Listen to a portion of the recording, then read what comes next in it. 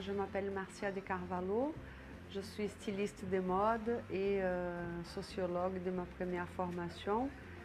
Je suis aussi la coordinatrice de l'association Chaussettes Orphelines.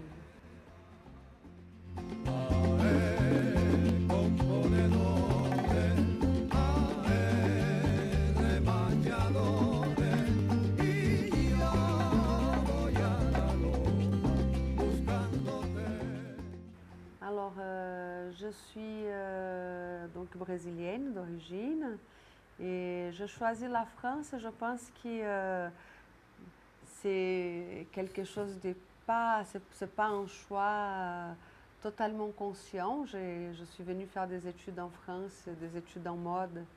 L'association Chaussettes Orphelines est née avec la vocation première de créer de l'emploi par les biais des techniques de tricot, crochet, couture, patchwork. Ensuite, ça a évolué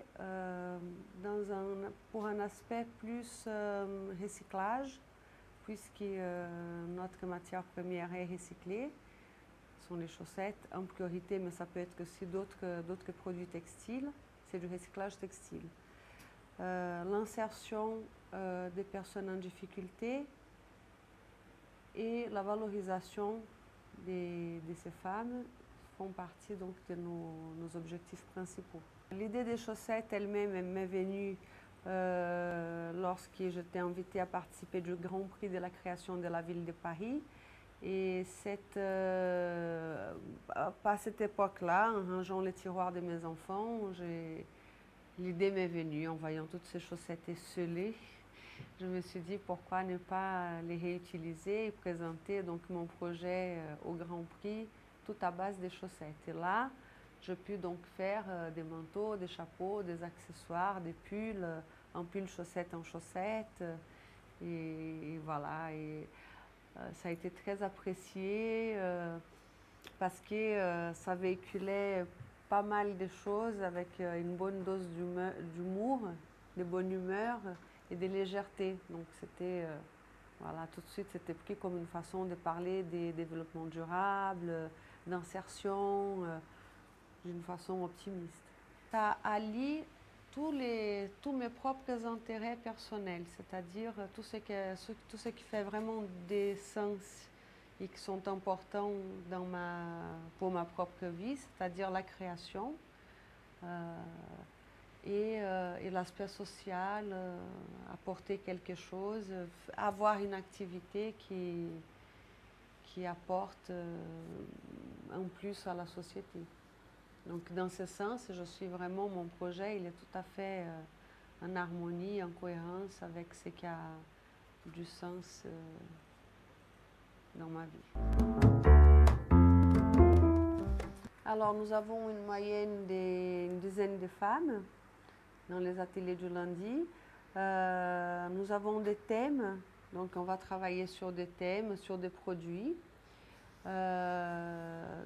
Donc, il y a une partie de l'atelier qui est organisée en vue de l'événement que nous allons faire et une partie plus libre où chacun développe un projet à soi, un produit à soi, quelque chose que la personne a envie de faire.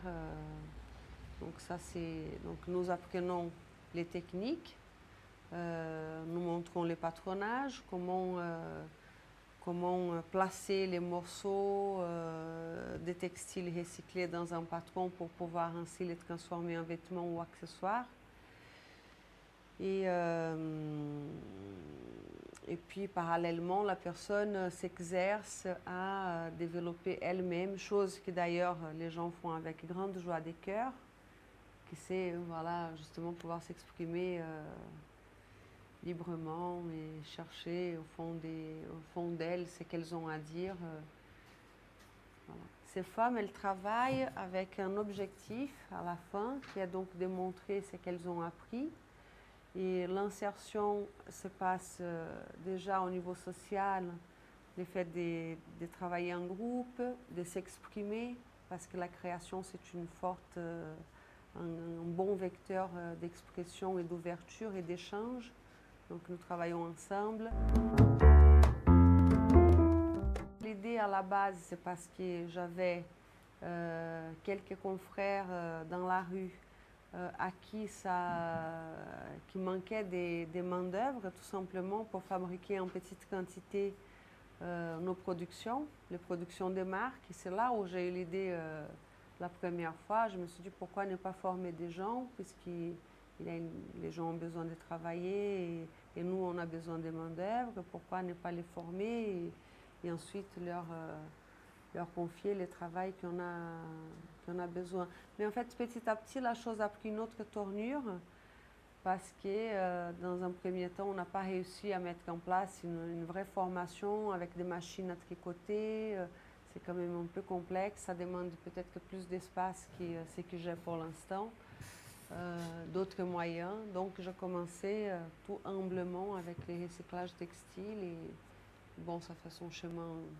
Finalement, ça fait un autre chemin qui est tout aussi bon.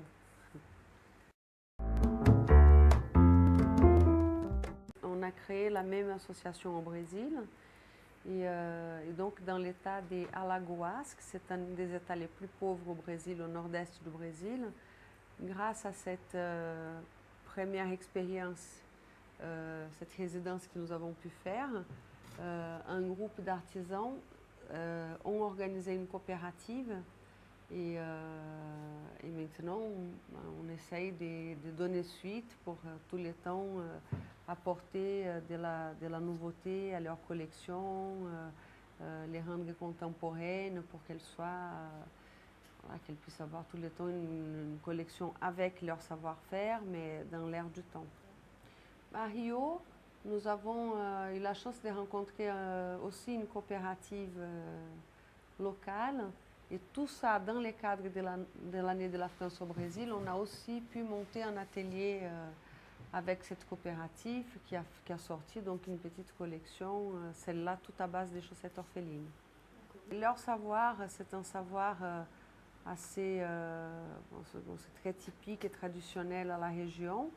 Dans cette région, elles ont un type de dentelle particulier qui vient de l'Europe parce que toute la dentelle au Brésil est d'origine européenne parce que la dentelle a été tout d'abord créée en Europe.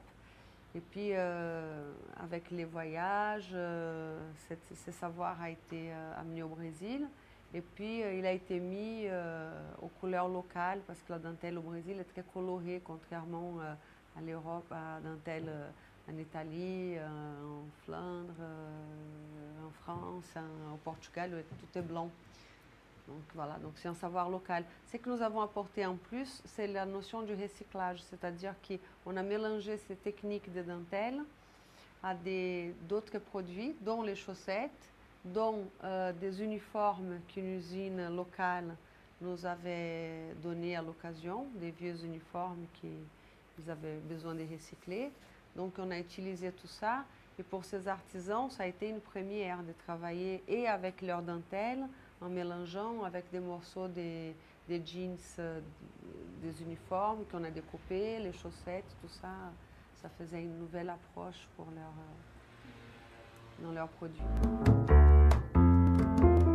Même si maintenant ça fait plus longtemps que j'habite en France que tous les temps que j'habitais au Brésil, naturellement je suis complètement brésilienne et je suis aussi imprégnée de cette nouvelle culture que j'ai choisie finalement. C'est ma culture choisie, la culture française de ces pays. Je pense que la culture est quelque chose qui ne cesse de voyager et c'est là tout l'intérêt justement, c'est qu'il y a un échange perpétuel entre ce qu'on apprend ici, qu'on apprend là, qu'on apporte là-bas. Je me sens tout à fait chez moi en France, comme je me sens tout à fait chez moi au Brésil. Je suis vraiment chez moi dans les deux pays.